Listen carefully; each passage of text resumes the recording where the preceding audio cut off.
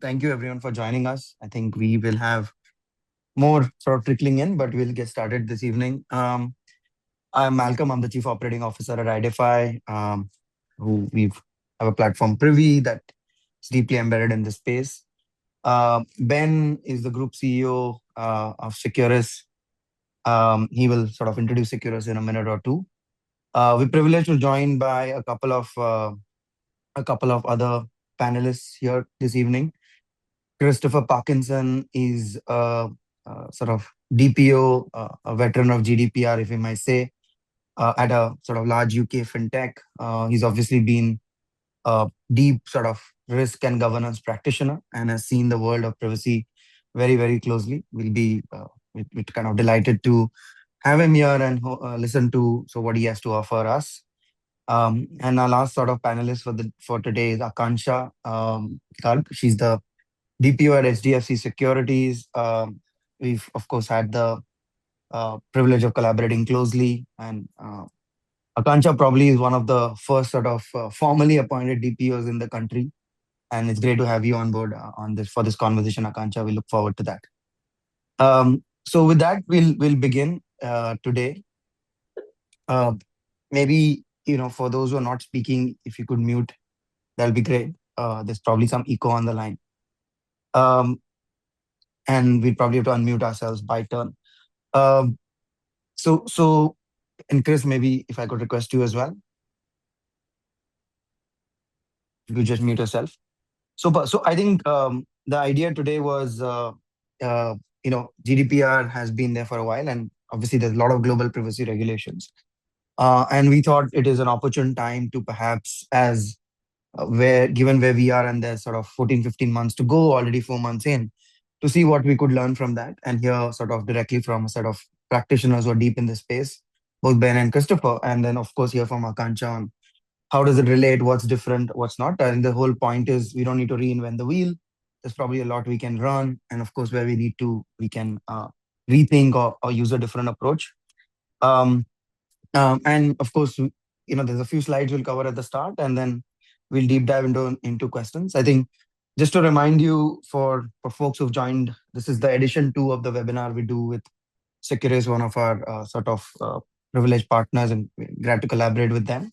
The first one we did was in December at the sort of the initial checkpoint. This is sort of session 2. We're sort of 90 days in, little more than 90 days in, and we will sort of keep doing this quarter by quarter. So just for those of you who might have new to this, we did one in December. This is the second one in our series, and we'll continue doing that. We'll love to bring newer insights and more relevant topics as we get closer and closer to the deadline. So with that, I think we'll just do a quick intro. If you go back or to the right slide, Mayuri, on, I think I've briefly talked about IDfy, full stack, sort of India's leading trust stack. Privy is one of our 3 platforms. Been already working with a slew of customers in implementing this platform in the trenches. We work very closely with some of the, government, quasi-regulatory entities in the space. And the latest on that is we've just won the NEGD's DPDP Innovation Challenge. So, sort of validates sort of what we've built and the platform. Ben, I'll pass it over to you, requested to introduce Securys and then take us forward from there. Thanks, Malcolm. So we are Securys. We are a global privacy, data governance, and AI consulting firm. We've been building privacy programs for about 12 years across the world. We were obviously there for the implementation of GDPR. We've been in most continents now. We've got customers in about 70 countries. We opened in India last year in the spring of 2025 to help large companies and small adopt DPDPA and build privacy programs that help them generate ROI on their data. And that's what we do.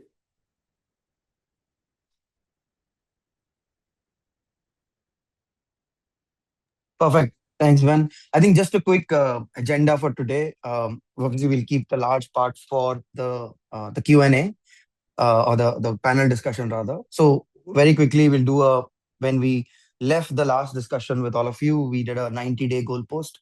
We could do a quick recap of that, little bit of self-reflection, self-introspection for you and all of us on where we stand. I'll request Ben to talk about the privacy maturity curve that he sees from global markets and learnings from that that are very relevant for all of you and for us. And then we'll jump to the panel discussion and wrap up. This time with a little bit of a forward-looking 180-day goalpost. Like we said, we want to sort of give you a sense of what's coming. So that's the agenda for today. Nikhil, you want to sort of do a quick recap of the 90-day checkpoint and give people maybe some food for thought? Thanks, Malcolm, for bringing me in. I think, like you said, we've done this a similar version of this back in December, and then this was sort of what we gave away to say if you had to get going, and this was about 18 months, before the sort of May deadline. We are obviously now 90 days and beyond in, and therefore what you see is what we believed you should have already done by now. From a strategic lens, building out the right institutional ownership, whether that means being able to establish what to pick now to do versus later. Understanding what this means from a compliance documentation perspective. If I break down the strategic imperatives into the two dimensions, there's a people and process angle, which means do you have the right baseline established? Do you but even just have something as basic as your third parties where personal data is proliferating? Do you know them by sort of various dimensions? On technology enablement, we believed that by now having understood a baseline on your data, which could be done through a quick rapid assessment and scan, is useful to have already been done. And at the bottom you'll see some clear goalposts that we had laid out. So for people on the call who would have seen this, and if you have, I'll urge everyone on this call to really look at where they stand against this checklist, because this is sort of should have already been done by now. And obviously towards the end of this conversation, we'll obviously love to share what we think is the next sort of 90-day sort of goalpost, which we believe will be useful for us, not just to sort of achieve the DPDP Act compliance, but have a sort of meaningful path to sort of achieve this, right? And there seems to be two parts. There's a selling or sort of showing transparency to data principles, and saying that yes, we are serious about this. But there's also a lot of internal, and most people on this call I know are from the data protection teams, from the IT teams, from various parts of the organization. And it's important to see whether it's not just signaling externally, but also how do you signal internally to be able to then move along with your organization forward, right? So with that, I'll pass the ball back to you, Malcolm. That's what we had covered in the last sort of edition. Yeah, Ben, over to you. Surely. I'm sure most of the people on the call recognize the Capability Maturity Model Index and its 5 stages. I think it's a useful way of thinking about privacy programs. It allows you, first of all, to appreciate the context, which is that privacy programs are transformation programs for the whole enterprise. They are not a compliance layer. They're not a software solution. They're not a technology problem. Because they touch every process in the organization that deals with personal data, and almost all processes in the organization deal with personal data. The other thing to point out here is, much like the CMMI, which, as you recognize, goes through stages and then is in an optimization loop at the end. Privacy is a journey, not a destination. So May 2027 is not the end of the journey. It's the end of lap 1. It's also not the beginning of the journey. I think there is a terrible danger that people think they can wait until the last minute to get started, and then they'll suddenly discover that they have a much larger hill to climb than they thought they did, and there will not be time. So if you haven't started, you're already late, because you have to go through your whole organization applying this staircase that we have here to all of your processes that affect personal data. You also need to be looking at all of your ecosystem. It's more than just your supply chain, but everybody with whom you share data, and make sure that they're doing it, because in a lot of cases, their risk is your risk. So at the beginning, clearly, we're in an ad hoc universe where people are making this up as they go along. And the purpose of regulations like the DPDP is to create a framework that allows you to understand what a managed program looks like. So this is where you start to bake in processes. It's where you start to map what you have. In order even to be repeatable, you have to map what you have to understand what your processing is, and you have to start compartmentalizing it to document the reasoning behind it, which is a big part of data protection law, to understand your basis for the processing, the reason why you think it's justified, and to make sure that that's documented and accessible. That then allows you to move into the definition phase, where you start laying down the policies and procedures. And to anybody who's been through ISO 27001, which is a fairly common certification in India, this will be recognizable. You'll understand how this works. The thing about privacy is that it is outward facing in a way that internal cybersecurity controls are not. So you're not just dealing with your partner ecosystem, you're dealing with your data principals. And so whatever you're doing has to encompass them and be understandable to them. So this is also not a highly abstruse technical layer of detailed controls. It's a lived experience, and you have to bring your data principles into it as you're doing that definition. Once you move into being in a managed position, and I think the ambition here is to be at CMMI level 4 by May next year. The reality is that many of you will probably be at level 3 or somewhere between 3 and 4, just because of the depth of the work required. But you need to be in a position where you have not just the controls in place, not just the training accomplished, not just the discipline, but also the KPIs and monitoring and continuous improvement program. And that will, of course, be more relevant to organizations that are SDFs, because you will be getting audited externally on that, and your auditor will expect to find you at CMMI level 4. Ideally, and I think this should be everybody's ambition, you want to move to level 5 and for it to be optimized. And I think there are 3 layers or 3 aspects to optimization. There's having privacy practice embedded into the culture of the organization, so it's front of mind for everyone. This is exactly the same thing that I would say if I was talking to you about operational resilience, that operational resilience has to be everybody's problem. Well, privacy has to be everybody's problem for the same reason. The second is that you think about privacy by design as the absolute heart of the way you innovate and evolve, so that you're always conscious of the way that you're using data and of making sure that that data is used lawfully and is properly protected. But ultimately, the benefit of optimization is you can then leverage that data. Because the data is of high quality, is comprehensive, is lawfully obtained, is lawfully processed, you know what you have and you understand how you use it, you're then in a position not just to optimize your privacy, but to optimize the whole business using that data in a lawful way. So that's why this is the objective. It's not it's not an isolated objective that you do for its own sake. It's what allows you to treat your data as a business asset. I think let's move on from there.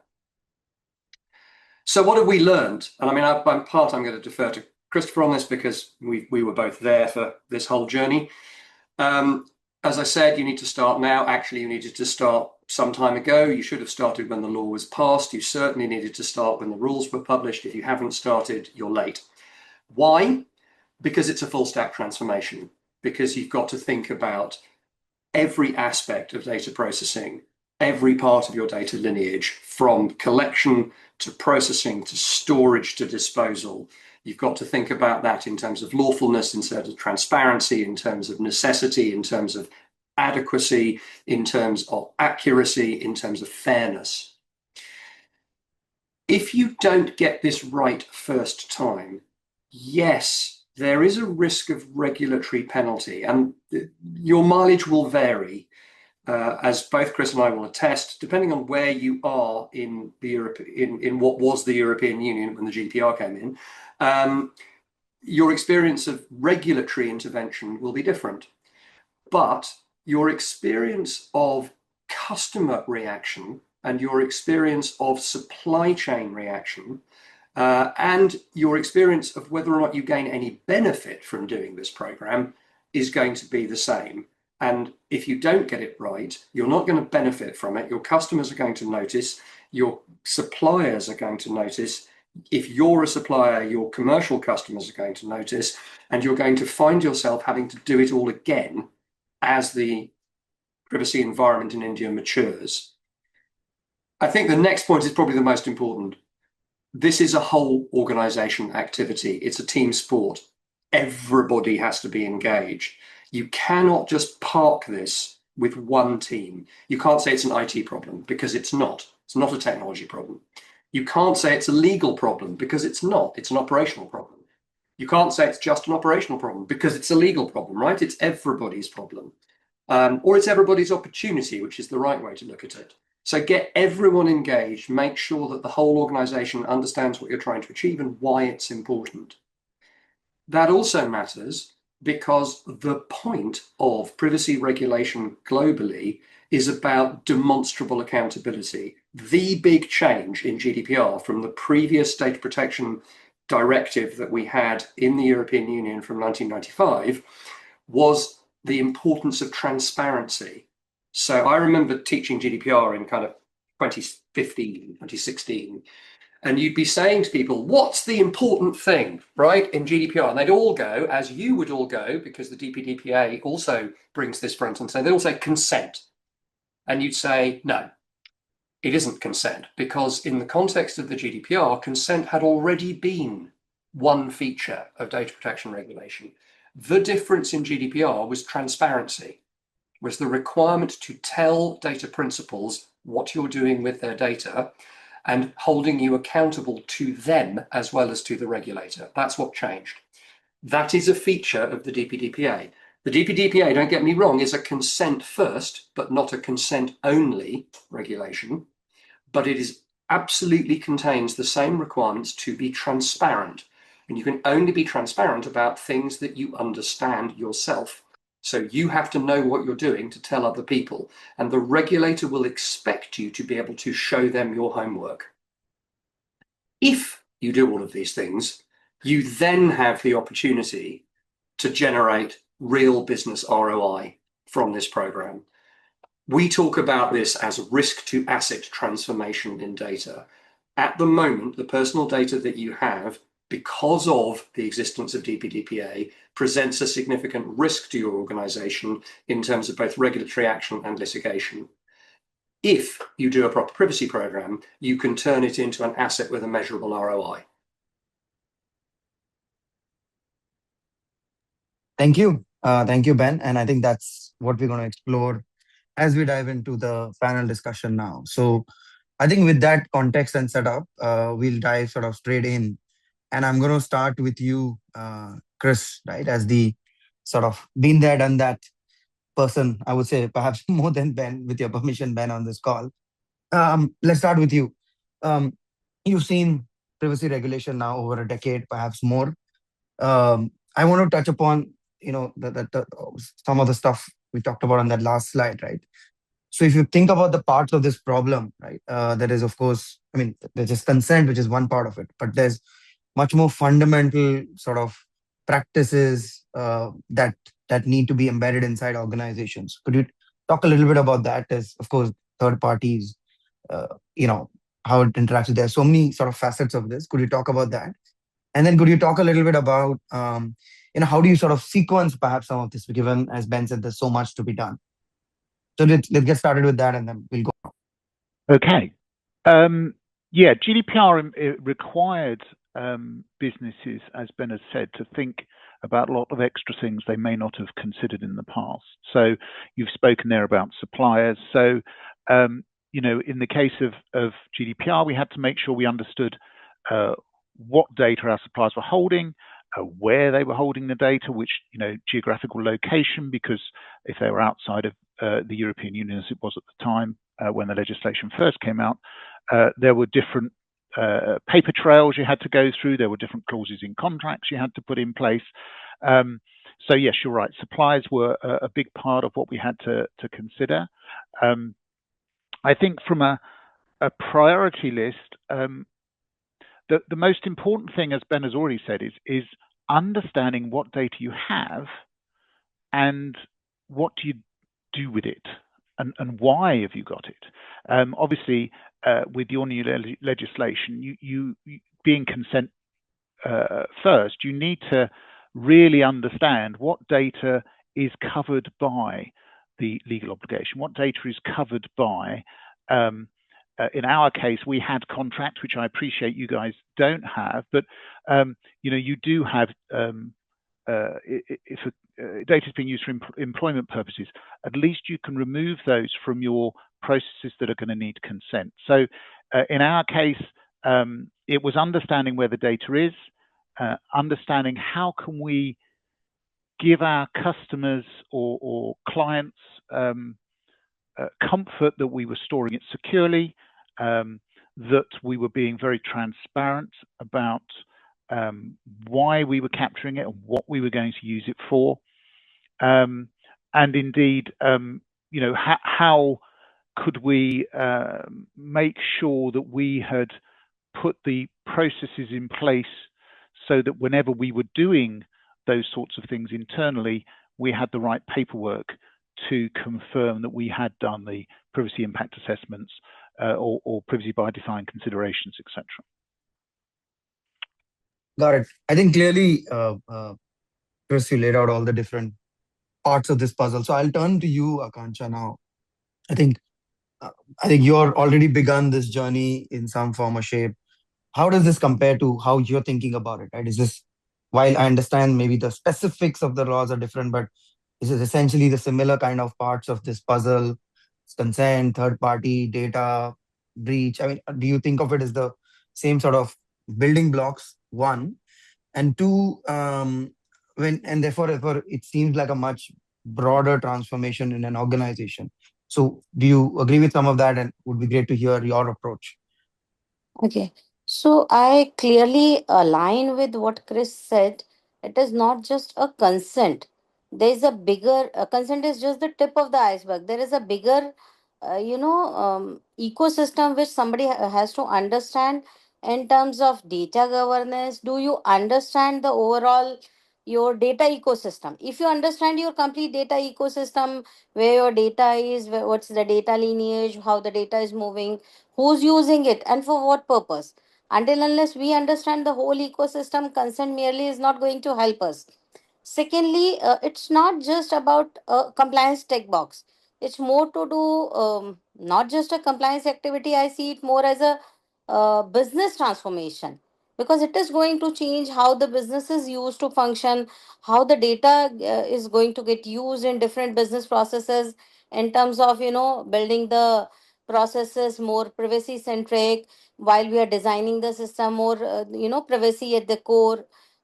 If we can keep all these things in place, then only we can say yes, in some day, definitely much before the government timelines, but then only we'll be in the shape and position to say that yes, we are compliant. So have to understand in one line, if I say, it's more to do that, if we understand our complete data at the end to end at the core, then only we can build those system and processes and functions in the place. Got it. We'll come back to you, Akanksha, and maybe Sure. dig a little deeper on how you're actually going about this today. But Ben, I'll kind of turn to you now, and again, picking back from a couple of things you talked about on the slides. I think clearly you said it's a team sport. So how do you, and given, as you said, there are so many different sort of parts, so many different, if you may say, units within an organization that need to come together, right? There's legal, third party, data officers, AI officers, so on and so forth. And I think we're missing maybe another 2x of what I just said. How do you ensure accountability, one? And the second thing is then, you have to also sequence some of these activities, right? How do you sort of think about that? How do you plan this out? Both what do you do when, and sort of ensuring accountability so that it gets done. I'll try and answer this briefly. It's a big topic. I think the first point, thinking about that accountability piece, is to recognize that there is a top-down component here. A lot of what we've talked about feels very bottom up. It's about data mapping and process mapping. It feels like a kind of business analysis job, and that's absolutely right. There is a lot of that. But there is a very large governance element to this, which starts at the top of the organization. One of the things that is very clearly articulated in GDPR is that the DPO, the person ultimately accountable for the organization's compliance with data protection has to report to the most senior level of management. So they have to report to the board. And that was designed to ensure that the board treats data protection as a board issue. So step one is, and this is wider than just data protection, in general, across all of data governance, so across AI, across your use of non-personal commercial data, you should have data governance as a board level topic. There should be very clearly articulated reports. There should be board level discussion about the organization's compliance posture, about its risks, about how it's using data and whether it's doing so lawfully. So that sets the tone and it creates the executive sponsorship for the program.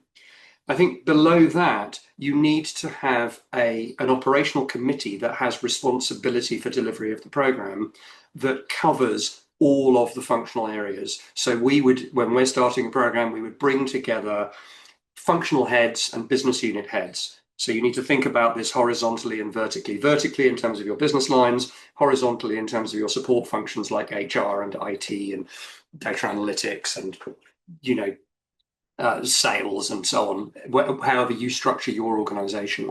Those people need to get in a room. They need to understand what the impact of the regulation is going to be on them. And they need to be taking responsibility for their part of the organization's collaboration with the process. You need to see this as a transformation program. That means it needs a program office. It needs to be run as a scale program with project management. You need to have the right resourcing to deal with it. It's got multiple parallel tracks. We think there are roughly 6 work streams. Most of them run in parallel. They relate to the data mapping that we've all talked about, the process mapping, the transformation, the documentation, the remediation phase where you make the changes to the organization. This is the other thing that I think people often miss. This is not just writing down what you do, it's changing what you do in order to bring it into compliance with the law. And there are going to be some very interesting aspects to this in an Indian context. We've talked a little bit about DPDPA being a consent-first regulation. And just to give you an idea of the kind of accountability that you need to think about how you deal with customers who've withdrawn their consent. So everybody has to, almost all of your consumer processing is going to be on a consented basis. There will be some that you can do on legal obligation. Clearly, Chris has already mentioned that you can do your employee processing on the basis of employment, but most of your processing is going to be consent driven. Customers have the right to withdraw that consent, but they may still be in a contract with you that requires you to deliver things to them. So you're going to have to think about how you do that and about everybody taking responsibility for identifying whether any given customer with whom they are dealing is a consented customer or a consent withdrawn customer. So if you think about that, that means that your customer service operation has to be involved.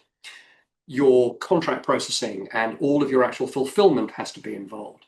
So this is why you need that cross-functional committee, and you need to build those feedback loops so that people can understand what they're being expected to change. One of the things that we'll talk about in, I think that's the next webinar, we'll talk about the privacy operating model and how you break up the privacy program into functional units that you can kind of wrap your hands around and understand. So I won't do that now. But part of this is about eating the elephant one bite at a time. There are a lot of bites, there's a lot of elephant. So there's a lot of careful attention to how the program is structured. Thank you. And I think just to, if I may summarize this section, I think it's very clear, like we said, full organization transformation, multiple moving parts. You treat it like a transformation and therefore multiple people involved, accountability, program management. I think that's kind of quite clear right now. So maybe let's switch track a little bit and move to, okay, we do this now. There's a lot of sort of compliance, all of those things involved, the threat of fine. So let's talk about that for a bit. Christopher, obviously you've been through this for the last 10 odd years, right? I'm sure you've seen, all sorts of, for example, compliance needs, I might say. I'm sure you've seen audits. I'm sure you've seen sort of inquiries. I'm sure you've probably seen, fines, in this ecosystem, right? And again, I'm sure there were timelines to respond, etc. Right? So how would you, one, how does an organization sort of respond to this? And two, if you step back from some of this and say, why did this happen? What were perhaps some of the root causes that you, uh, that were later traced? Yeah. The most important thing, I think, the most important thing as a business is to understand what you have so that when an incident occurs, you know where to go to talk to the right people. So if you happen to have, God forbid, a regulatory audit or something of that ilk, make sure you've got the right people in the audit, the appropriate senior people, not just your data protection officer, but probably your CISO or an equivalent board member who's understands what your business does back to back. Make sure as a business, you know where all of that paperwork is. As Ben's already said, there's this accountability to any data protection legislation wherever you are in the world. So you need to make sure that you know where is it that evidence that I have been doing X, Y, and Z to the best of my business's ability. There will always be cases where the regulator may feel you haven't done enough, but as long as you can evidence, we had a reason why we did what we did the way we did it. Here's the appropriate sign-offs, or here is the appropriate evidence showing we were checking it every so often, or we gave our customers this, that, and the other for transparency. Then any regulatory audit is going to consider all of that in your benefit.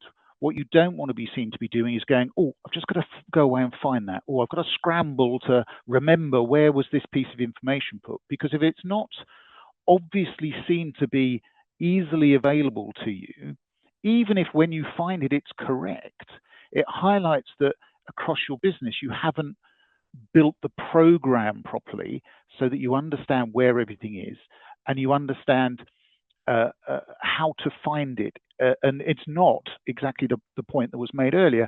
It's not a tick box exercise. You have been doing it properly, which is why you have all this evidence around. So I would say that's the real biggie when it comes to understanding how is a regulator going to treat you, as it were, if you have to deal with a regulatory audit. Now, on the second point of if you have privacy incidents, root causes, etc. Well, when it comes to data protection, you need to make sure the right people are making the decision on whether you need to report it. In GDPR, we have thresholds for reporting. So not every single thing in the GDPR case would you report to your regulator because you don't need to. I appreciate it's different in your legislation. But you need to make sure you've got the right people in the room who can make the right decision for your customers, in our case. You're not going to make that decision because it makes your business look good. You're making that decision because the legislation says you have to consider X, Y, and Z. Having considered that, yes, we need to report to the regulator, or actually it can be an internal incident, obviously depending. Now, I appreciate the Indian legislation is different on that. You don't have that threshold. So, as I say, for a privacy incident, it's making sure you have the right people, the senior people running the team that's going to be investigating, making sure you keep investigating until you have found that root cause, as you say. And then almost more importantly is making sure the fix or the adjustment or the change in training is implemented and can be evidenced that has been implemented, so that if somebody, be it an external auditor, whether it's a regulatory auditor or just a business partner who says, I want to come in and audit your business, you've got that evidence. So you can say, look, every business might have glitches along the way where things happen. No one's going to be a perfect business. But at least if you've got the evidence saying, look, this happened, it was small, but nevertheless, here's the review we did, here's the root cause we found, and here are the changes we made and we can evidence we have implemented, then any of those third parties who are looking at your business are going to go, well, at least the process is right. They are growing and moving forward as the legislation is embedded more and more within the business.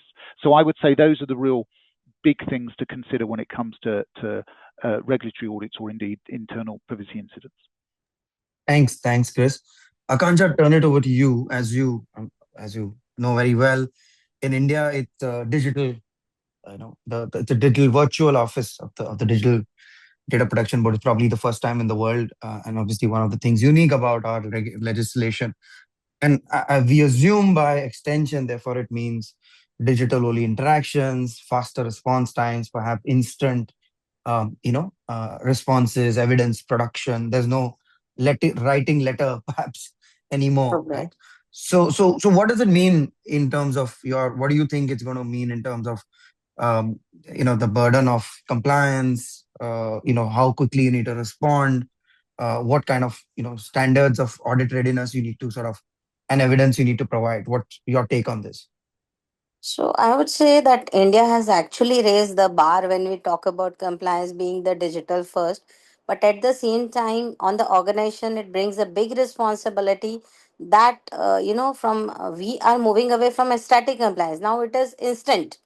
So we never know that tomorrow it would be more of a real time, just like your consent. When we say it's a real time consent, similarly, we never know that tomorrow the DPB starts, communicating real time, you know, I could see that as a probability. And secondly, from a digital first accountability point of view, if we say it's not about are we compliant, it's more to do with can I prove it right now with the right evidences? Do I have those right digital evidences which is immutable, which is auditable, machine verifiable? So that we can prove that okay, this information, this data is being used with the right consent for the right purpose, and the access was with the right stakeholders with the proper system and enforcement. If we could do that and we could prove it right now, then we can say yes, we are compliant, because it's more to do not a one time activity.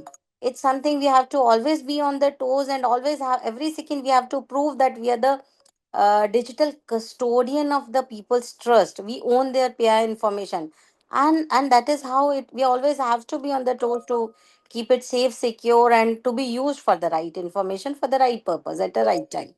Obviously, with the right consents.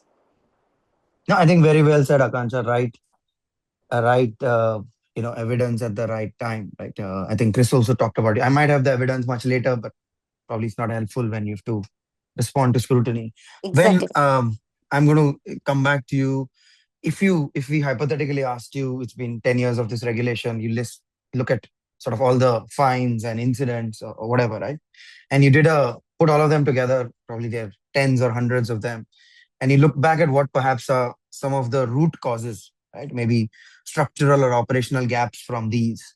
Do you think they all can be traced back to a few things that perhaps people overlooked or missed, which could then be sort of lessons for us, right? If we took and all the 100 sort of situations and you work backward and say what perhaps were some of the root causes, which if were mitigated or solved, would have prevented this. Where would you how would you think about that, right? What would be the top reasons, and therefore how would you sort of think about mitigating that? Sure. I mean, there have been thousands upon thousands upon thousands. So, I'm going to be cherry picking here to some extent. I think there are probably three root causes. And I think it's really, really important to look at each of them because they have very different genesis, if you like.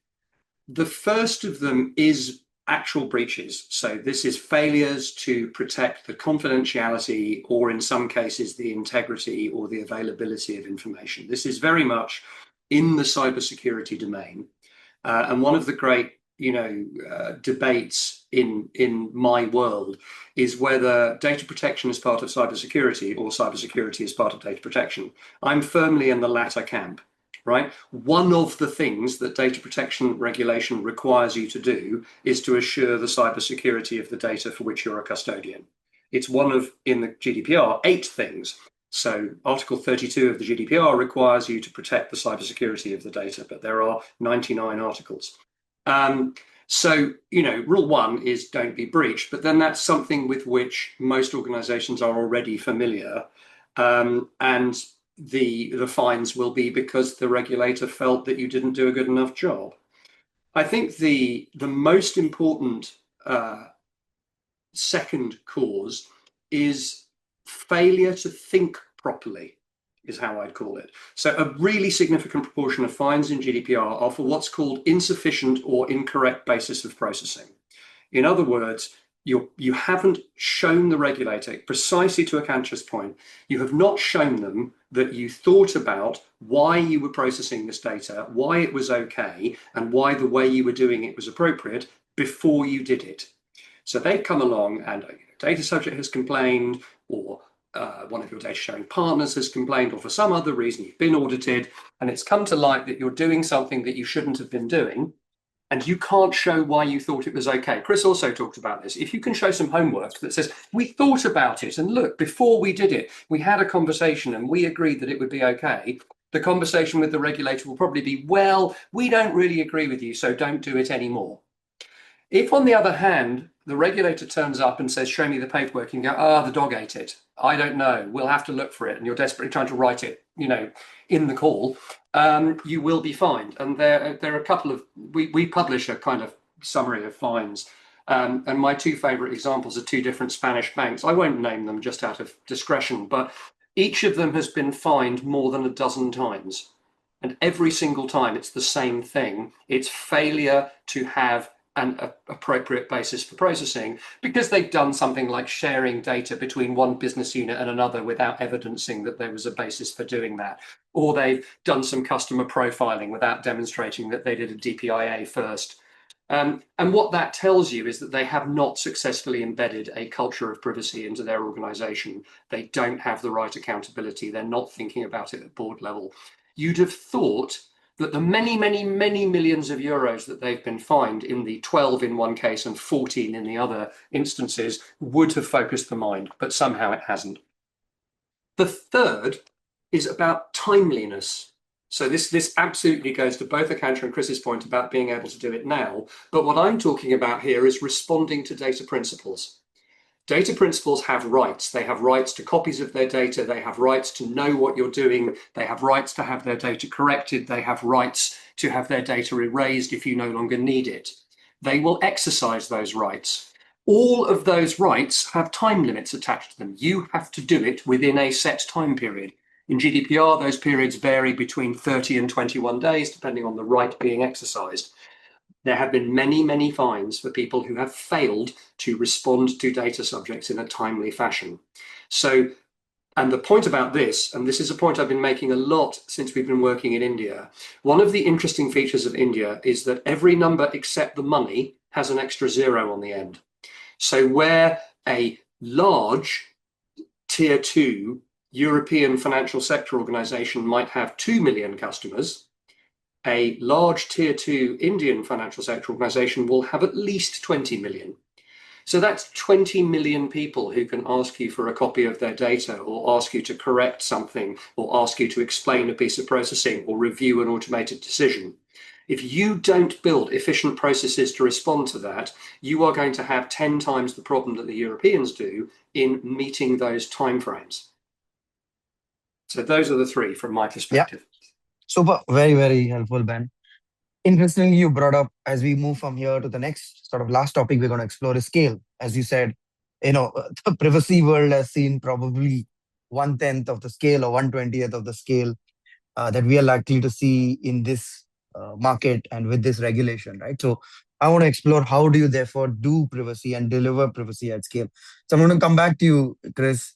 I think it could be reflected in sort of the data request volume, the principal request volumes could be reflected in sort of the third parties you have to manage, or perhaps into, like you said, having the right evidence. But everything, I guess, just given the scale India is at, is therefore some multiples of perhaps what the privacy world has ever seen before, right? So how do you think about doing this, very practically?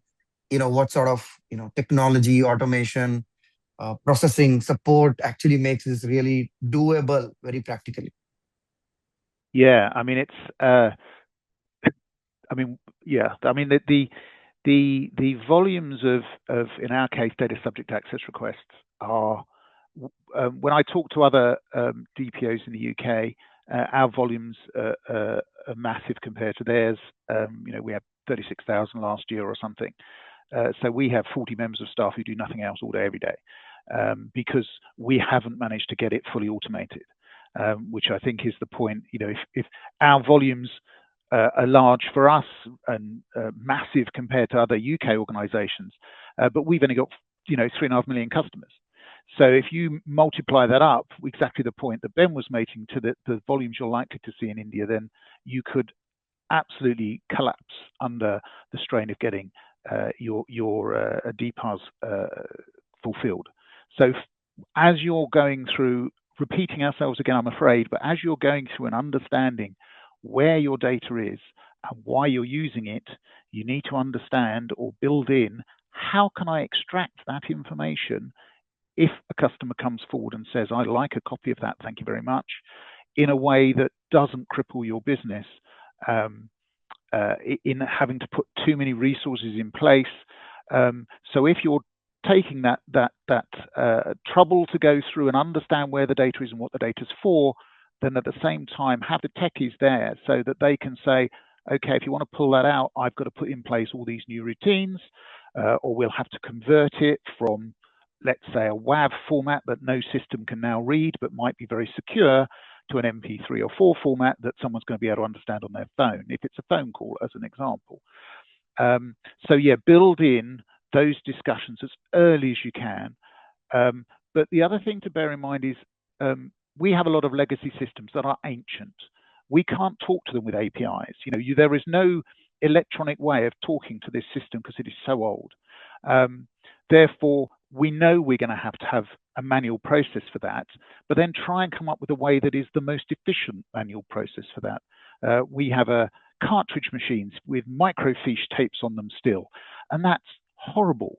Even just keeping the machines running nowadays is horrible, but we can't convert them to digitized copy. There's contractual reasons why, but that means we've got to have a process that says, someone wants something that's on a microfiche. We're allowed to ask our consumers, this may take longer than the normal 30 days for these reasons. So therefore, the main team will produce the information that can be produced on time, with a letter confirming to the customer that the information that's on microfiche may take longer, so that at least the customer understands what's going on. Because not knowing where their request is probably the biggest complaint I get into my data protection officer's inbox. I put in a request, 3 weeks ago. Where is it? When am I going to see it? So allowing for that process, not only to automate the collation of the information, but also the automation of what you can show your customer who's requested a DSAR, and those manual parts that for very old systems you're never going to get around. How can you at least give the customer the understanding that these things will take time? If we have a customer who says, I want their DSAR in Braille, we've got to not only produce all the information, we've then got to send it to a third party to produce all their statements, transcribe all the phone calls, all of the information we may have for that customer, and convert it to Braille. That's obviously going to take a long time. So we built processes into COPE. So that's what I would suggest, you need to think about now on top of everything else, because this is the one that is never going away. And exactly the point Ben made, the customers do like to utilize the rights that they have and get very, very, very unhappy when those rights don't get adjusted as quickly as they feel they should be. So those would really be the big things, I think, that you really need to consider, is what systems need to pull data to fulfill a DPAR.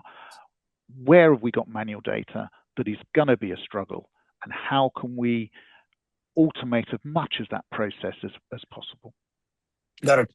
Ben, I'm going to ask you, I think since you brought up the scale point, obviously Chris talked a lot about DSAR, right? But the scale across all aspects, perhaps across third parties you need to deal with, across compliances you need to handle, and so on and so forth, which is just inherent, like you said, is the inherent challenge of enterprises in India. So how do you think about, using technology and automation to ensure accuracy, consistency, compliance? Sure. I mean, I think there is one advantage that India has. The DPDP Act is the Digital Personal Data Protection Act. So only data that is digital is in scope. So you don't have the challenge we have in Europe, which is that all our paper records and Chris's microfiche are part of the challenge, right? So that's the only advantage, because the big disadvantage is 1.4 billion people, and therefore every number has a zero on the end. I was doing Chris's maths and going, if you're State Bank of India with 500 million consumer customers, and you have the same DPAR rate that Chris has, that's 5 million a year. That's a lot of DPARs. Even if you get the rate we think is common, which is 0.1% rather than 1%, you're still talking about 500,000, which is to say 1.5 times as many as Chris's company is dealing with. This is a huge challenge.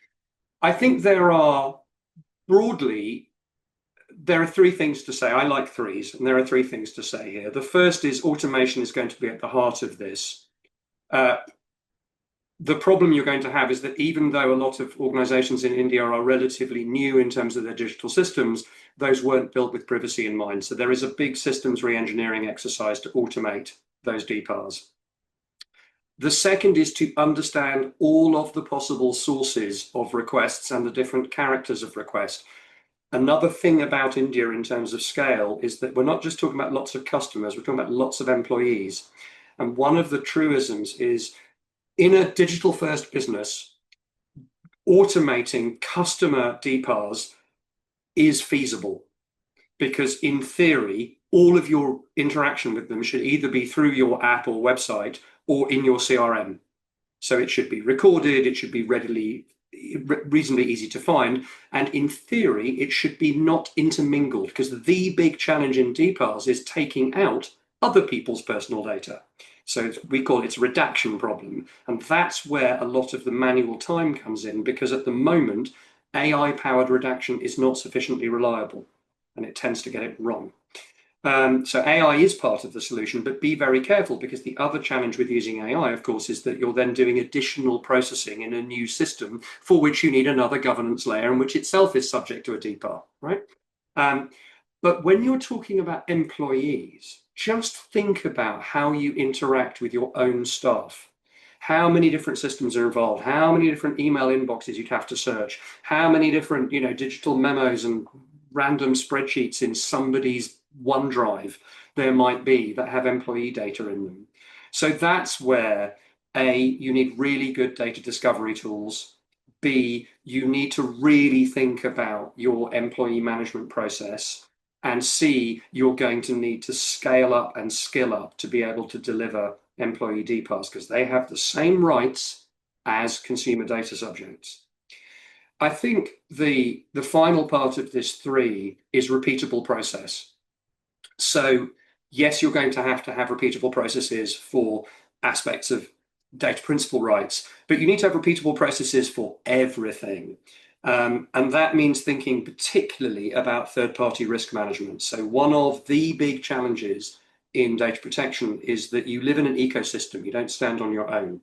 You are constantly sharing data, and you will often need to explain to people that A, sharing that data does not remove from you the responsibility for ensuring that it's being processed in a compliant way. If you are the data fiduciary, you are the one accountable, even if you've delegated some of the work to other people. The second is to understand everything that constitutes an act of sharing. So every time you're using an app, or you're using, a third-party AI platform, or you've brought in an agency, or you've sent an email to an external supplier, you have shared some personal data. So there's a lot to think about in how you do supplier onboarding, in how you write partnership agreements, in how you build joint processes for resolving data protection issues. So when I talked earlier about the need to bring everybody into the room, it's not just your own people.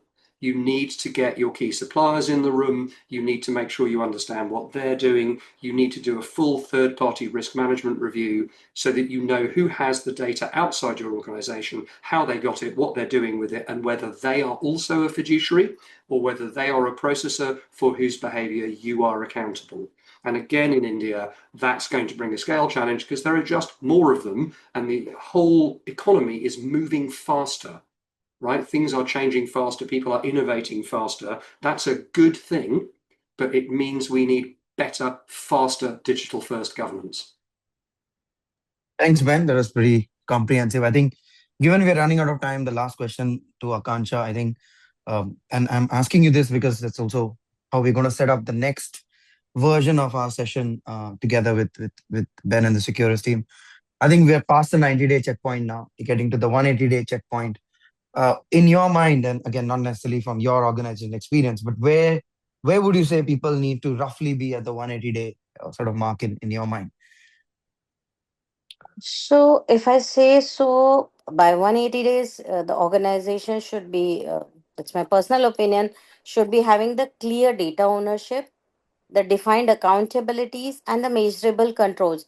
Basically, you can say that at the juncture of 6 months kind of time frame, there should be at least defined consent architecture should be in the place, may not be live, but at least the flows, the journeys, the data flow, the mapping, at least for the high risk journeys, should have been covered.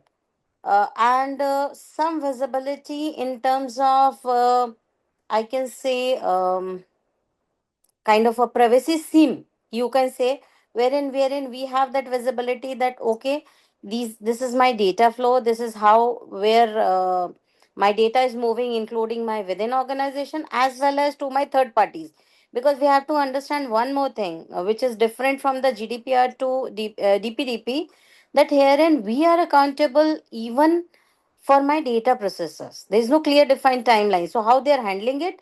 Plus, if any there is any data subject request is coming to me for any erasure, for any nominations or any updation, so it is not just for me; it applies to them as well. So we need to be very clearly, vigilant that not just me, are they also being compliant? Are they able to handle the request not just at my organization? Are they also able to scale vis-a-vis the request I am going to receive? Because most of the time, if you see, the organizations might be quite big, but they do handle or they do deal with a lot of times with the small third party vendors, wherein they probably are not ready to scale with that kind of information at the same go. So would we be able to match those defined timelines with which is given by the MATI would be a question. And in terms of their readiness for the breach and the security safeguards, so this is also we need to think through. So this should be the place where I see that if something comes to me, I should be able to show that we have the right intent. And for me, I should be able to provide that okay, I'm ready for the audit, I mean with some click to prove kind of a compliance, rather than okay, after 3 weeks kind of we'll come up with some RCAs, some information, and then we will let you know. So at least that homework should be ready by that time. Got it. Thank you, Akanksha. We'll take two quick audience questions and we'll wrap up. Question to you, Chris, and I've just picked random. I think operational KPIs are fine. I think it was an interesting question asked from a strategic KPIs for CEO or CXO around privacy and data governance. What would you think are three or four quick strategic KPIs? Maybe very quick response. Yeah, I think the big ones that board members care about is what, if anything, are you getting from your regulators? So I have to report on any ICO complaints we may have, for example. But it'll be volumes would be the big thing, as you've said. It's what's the volumes of requests we've got? Are we hitting the time frames that the regulation has set? So in the case of your consent first, I would also imagine a big part will be how are my consents for my various processes changing over time? Because exactly the point that Ben made earlier, if I haven't got consent, I have to have a different internal process. And certainly to start with, when this first comes in, I imagine that will be your driving focus of the board is what do we need to do to change internally? Because let's say so many of our customers are removing consent. What are we doing wrong? What do we need to change to stop them feeling like they need to remove the consent? And or what processes do we need to make sure we've got in place? Because the volume of people with no consent is bigger than we thought it was. Therefore, we've got to focus on that. That, I would think, in your particular case, will be the prime focus for your senior management teams. Thank you. Maybe the second one I'll pick, Ben, to you. And it's the combination of 2-3 questions. Clearly, third parties are a big part, perhaps, not perhaps fully given enough thought right now in probably the Indian context. But if I look at what we can learn from global privacy regulation and the experience of the last several years, so how do you untangle this, right? Because obviously in India you're responsible for it. So where do you start? What are some of the few quick things you can do to sort of protect yourself? Sure. You'll like this answer because it starts with put your GRC system at the heart of the enterprise, right? You have to have a single source of truth for who your data sharing partners are. And just generally, having a good GRC and managing it properly is a big part of what we would call the privacy office operation. You've got to know where things are, as everybody on the panel has said, and the GRC is the place you go to find that out. What you then need is, as I said, a risk-driven supplier assessment program. I'm using supplier here as shorthand, but a third-party assessment program. You're looking at everybody you share data with and you're saying, A, what are we sharing and how sensitive is it? B, why are we doing it, because we want to or because we have to? And then C, what do we know about their privacy and security compliance? And you have to find a repeatable mechanism for measuring that. We've done a lot of work on building out a third-party risk management program. It's part of what we do for a living, that's AI-driven and that provides a risk measurement proxy that allows you to rank people, and then you can work down that list in risk prioritized order, because at the end of the day, what you want to be able to do, A, is really mitigate the risks, and then B, show that you have an effective program for managing that you can then show a regulator. Everybody understands that this is a very large elephant, but you have to demonstrate that you're eating it in an efficient and extensible fashion. I think the final question is putting in place, and this is part of privacy by design, proper controls to make sure that everything you do from now on is done correctly from the outset. So you're going to have a legacy problem. You're going to have a legacy estate of data sharing partners, along with a legacy estate of systems and a legacy estate of processes. Because business changes very quickly, if you make sure that any new process or new supplier that you're onboarding considers their privacy readiness and their privacy compliance as part of the onboarding process, to some extent this becomes a self-liquidating problem, because in 5 years' time you're going to have replaced 80% of your supply chain anyway, particularly with how things are evolving. But if you don't put that in place, you just keep building more problems for yourself. All right, I think there are a few more questions. We would love to keep this dialogue going, but we will pick some of these offline. I think, like promised, we gave you a sort of 90-day goalpost. Think of this as a building on a little bit of what Akanksha shared with us. This is a little bit of our take on sort of 180-day goalpost. You might sort of use this and tick as much as this as you can. I think it covers a lot of what Akanksha laid out and perhaps more. Like I said, we're not going to walk through this. Maybe a quick reference for you as you look at what you need to get done by 180 days. I think the only thing I would say is what do you have to get done by day 180 also includes what you have to get done by day 90. So think of this as also where you might be behind and need to catch up. I don't think we are here to sort of strike sort of worry and fear, but the reality is, if you need to get compliant by April or May of next year, you will have to work through this. This is perhaps a more complex beast than sort of most of us thought when we started this 6-12 months back. And as you heard today, given its full stack, given compliance is critical, given so many moving parts, you will have to sort of think of this goalpost. I think these are a few takeaways for you. Start now. I think we've talked about it enough. Thought through execution is critical. I think compliance is, of course, very deeply embedded. You need, I think Ben talked about it, right? It has to, the tooling and automation has to be in the center of this. End-to-end is non-negotiable. It's by design. To solve this problem, you will have to solve all these various aspects. And I do think that we believe, and we'll probably dedicate a full session to this the next time, is there is real ROI for this side. Of course, you will make investments, but if done right, there is real ROI. Ben, I don't know if you have some final thoughts as we close, but if you want to add on to this, please do.